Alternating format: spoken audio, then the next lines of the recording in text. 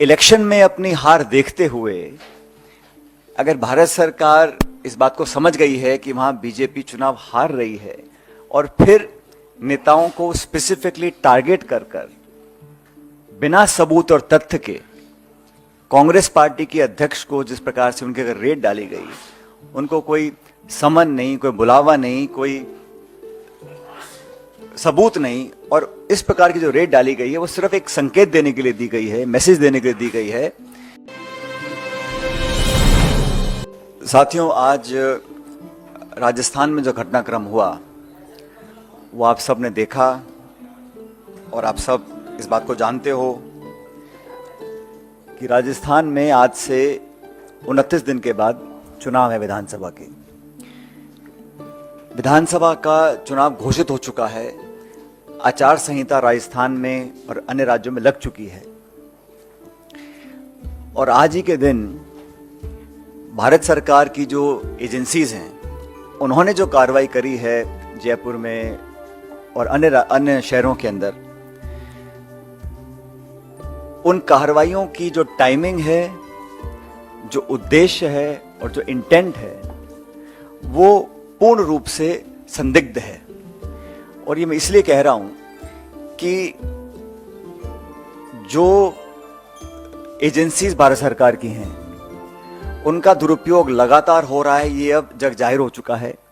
लेकिन चुनाव संध्या से ठीक पूर्व, ठीक इलेक्शन से पहले जिस प्रकार से एजेंसीज को राजस्थान में छोड़ा गया है,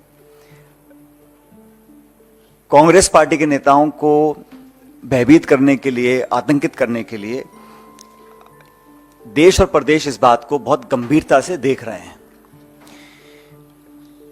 कांग्रेस पार्टी करप्शन के खिलाफ है, भ्रष्टाचार के खिलाफ है।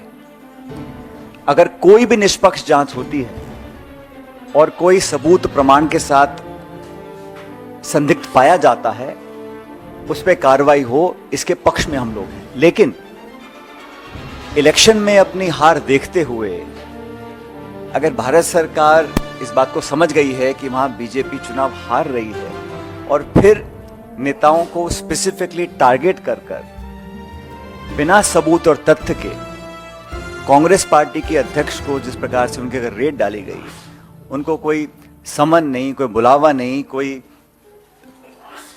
सबूत नहीं, और इस प्रकार की जो रेड डाली गई है वो सिर्फ एक संकेत देने के लिए दी गई है, मैसेज देने के लिए दी गई है कि अगर हम पॉलिटिकली कमजोर पड़ेंगे तो हमारा साथ देने के लिए नाना प्रकार की जो एजेंसीज भारत सरकार की हैं, चाहे वो सीबीआई है, ईडी है, इनकम टैक्स है, उनका हम दुरुपयोग करेंगे और लोगों के अंदर एक तरह का भय पैदा करने की हम कोशिश करेंगे। इसका कांग्रेस पार्टी पूरी तरह से विरोध करती है और मैं समझता हूं कि लोकतंत्र में पॉलिटिकल पार्टीज को अपने विजन, अपने मैनिफेस्टो, अपनी विचारधारा, अपने नेताओं की दम के ऊपर चुनाव लड़ना चाहिए।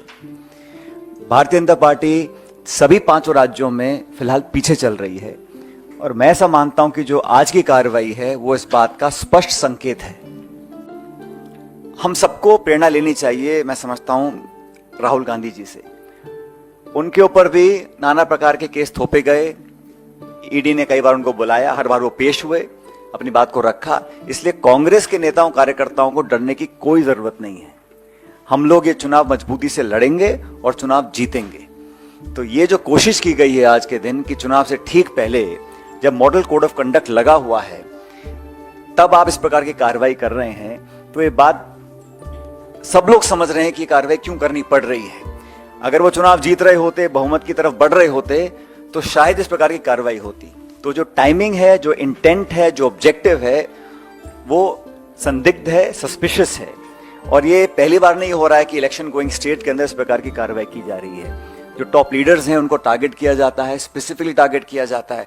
और जब चुनाव खत्म हो जाता है तो वो खबरें जब सुर्खियों से हट जाती हैं तो उसका कुछ अता पता रहता नहीं, उन केसेस का, उन आरोपों का, उन छापों का, उन नोटिस का, उन समन्स का।